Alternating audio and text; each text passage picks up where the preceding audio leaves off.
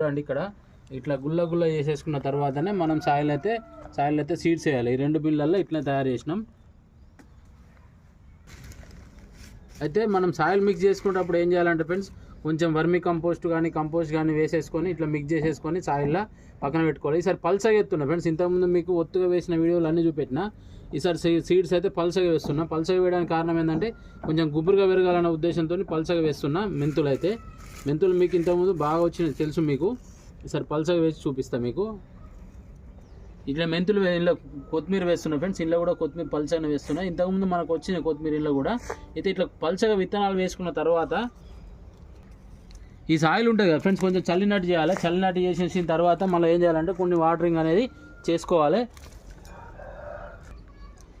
ఇలా ఒత్తుగా వేసుకుంటే ఇట్లా వచ్చినాయి ఫ్రెండ్స్. ఈసారి ఒత్తుగా వేయట్లేదు, ఇట్లా జల్లిచ్చినట్టు పోసుకోవాలి ఫ్రెండ్స్. వాటర్ అయితే ప్రతిసారి ఇదే విధానం ఫాలో కావాలి.